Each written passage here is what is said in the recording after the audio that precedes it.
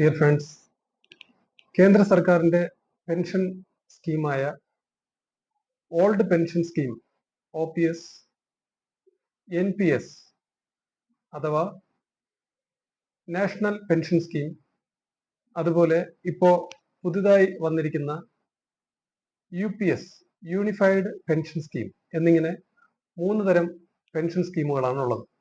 അതിൽ ആദ്യത്തേത് old pension സ്കീമാണ്, OPS. ആ OPSന്റെ പ്രത്യേകതകൾ എന്തൊക്കെയാണെന്നും അത് ആർക്കൊക്കെയാണ് ലഭിക്കുന്നതെന്നും നമുക്ക് ഈ വീഡിയോയിലൂടെ ചർച്ച ചെയ്യാം. ഓൾഡ് പെൻഷൻ സ്കീം എന്ന് പറയുന്നത് 2004 ജനുവരി 1 മുമ്പായി കേന്ദ്ര സർക്കാർ ജോലിയിൽ പ്രവേശിച്ചിട്ടുള്ള ഒരു ജീവനക്കാരന് ലഭിക്കുന്ന പെൻഷൻ സ്കീമാണ്. ഈ സ്കീം പ്രകാരം പെൻഷൻ പോകുന്ന ഒരു വ്യക്തിക്ക് ഒരു നിശ്ചിത തുക പെൻഷനായി ലഭിക്കുന്നതാണ്. അതിനുവേണ്ടി പെൻഷനർ അവരുടെ ശമ്പളത്തിൽ നിന്നും ഒരു തുക പ്രത്യേകം മാറ്റിവെക്കേണ്ട കാര്യമില്ല. അല്ലാതെ തന്നെ അവർക്കൊരു പെൻഷൻ പോകുന്ന സമയത്ത്, ഇപ്പോൾ 20 വർഷത്തിൽ പെൻഷൻ പോയിരുന്നാലും അവർക്കൊരു തുക പെൻഷനായിട്ട് ഗ്യാരണ്ടീഡ് പെൻഷനാണ് ഓൾഡ് പെൻഷൻ സ്കീമിന്റെ പ്രത്യേകത. ഇപ്പോ 20 ഇയർ സർവീസ് ചെയ്ത് പോകുന്ന ഒരു വ്യക്തിക്കാണെങ്കിൽ എന്താണ് പെൻഷൻ കിട്ടുന്നതെന്ന് നമുക്ക് നോക്കാം. 20 വർഷം സർവീസ് ചെയ്ത് പോകുന്ന ഒരാളിന് പോകുന്ന സമയത്ത് ബേസിക് പേ 50,000 രൂപയാണെങ്കിൽ ആ 50,000 രൂപയുടെ 50%, അതായത് 25,000 രൂപ പ്ലസ് DAയുടെ 50%. DA ഒരു 10,000 രൂപയാണെങ്കിൽ 5,000 രൂപ അവർക്ക് ലഭിക്കും. അതായത് 25,000 രൂപ അദ്ദേഹത്തിന് ബേസിക് പേയുടെ പകുതിയും DAയുടെ പകുതി 5,000 രൂപയും ചേർത്ത് 30,000 രൂപ അദ്ദേഹത്തിന് പെൻഷൻ ഉറപ്പായും ലഭിക്കും. അതിലൊരു ഡൗട്ടും വേണ്ട. ഇനി രണ്ടാമത് നമുക്ക് ചിന്തിക്കേണ്ടത് ഒരു മെഡിക്കൽ അലവൻസ് ആണ്. മെഡിക്കൽ അലവൻസ് ആയി ഒരു 1000 രൂപ CAPFലെ ഒരു ജവാന് ലഭിക്കുന്നുണ്ട്. അങ്ങനെ ടോട്ടൽ 32ഓളം ഒരു 20 ഇയർ സർവീസ് ചെയ്ത് പോകുന്ന ഒരു വ്യക്തിക്ക് ലഭിക്കും. ഇതൊരു ഏകദേശ കണക്ക് മാത്രമാണ് ഞാൻ പറഞ്ഞത്. ഓൾഡ് പെൻഷൻ സ്കീം അനുസരിച്ച് പെൻഷൻ പോകുന്ന ഒരു വ്യക്തിയുടെ പെൻഷൻ എങ്ങനെ കാൽക്കുലേറ്റ് ചെയ്യാം എന്നുള്ളത്.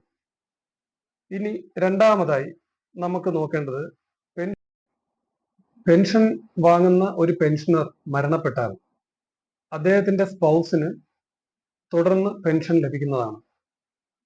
എത്രയാണ് സ്പൗസിന് കിട്ടുന്ന പെൻഷൻ എന്നുള്ളത് പെൻഷനറിന്റെ കമ്മ്യൂട്ടേഷനെ ഡിപ്പെൻഡ് ചെയ്തിരിക്കും. കമ്മ്യൂട്ടേഷൻ എന്നുള്ള ഒരു ടോപ്പിക് പ്രത്യേകം തന്നെ ചെയ്യേണ്ടിയിരിക്കുന്നു, അല്ലെങ്കിൽ വളരെ ഒരു നീണ്ട ടോപ്പിക്കായി പോകാൻ സാധ്യതയുണ്ട്. അതുകൊണ്ട് കമ്മ്യൂട്ടേഷന്റെ കാര്യങ്ങൾ ഇനി ഒരു അടുത്ത വീഡിയോയിൽ വിശദീകരിച്ച് പറയുന്നതായിരിക്കും.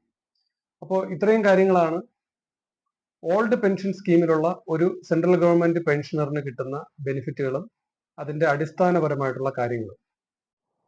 ഈ രീതിയിൽ പെൻഷൻ വാങ്ങുന്ന ഒരു പെൻഷനർക്ക് DA വർധനവ് ഉണ്ടാകുമ്പോൾ, വർഷത്തിൽ 2 തവണ DA വർധനവ് ഉണ്ടാകുമ്പോൾ, DA വർധനവ് എത്രയാണോ ഉണ്ടാകുന്നത് അതിനനുസരിച്ചുള്ള വർധനവ് അവരുടെ പെൻഷനിലും റിഫ്ലക്റ്റ് ആവുന്നതാണ്. സർവീസിലിരിക്കുന്ന ആൾക്ക് കിട്ടുന്നത് പോലെ തന്നെ ഒരു പെൻഷനറിനും DAയിൽ ഉണ്ടാവുന്ന വർധനവ് അവർക്കും ലഭിക്കുന്നതാണ്. ഇനി നമുക്ക് നാഷണൽ പെൻഷൻ സ്കീം 2004 ജനുവരി 1 ശേഷം കേന്ദ്ര സർക്കാർ ജോലിയിൽ പ്രവേശിച്ച ഒരു വ്യക്തിക്ക് നാഷണൽ പെൻഷൻ സ്കീം അനുസരിച്ചാണ് പെൻഷൻ ലഭിക്കുന്നത്.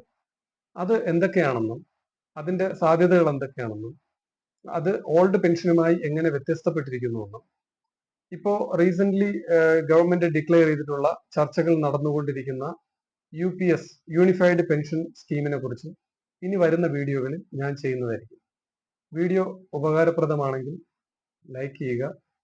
ഇതുപോലെ ഇനിയും ഉപയോഗപ്രദമായ വീഡിയോകൾ ലഭിക്കുന്നതിന് വേണ്ടി ഈ ചാനൽ സബ്സ്ക്രൈബ് ചെയ്യുക. Thank you.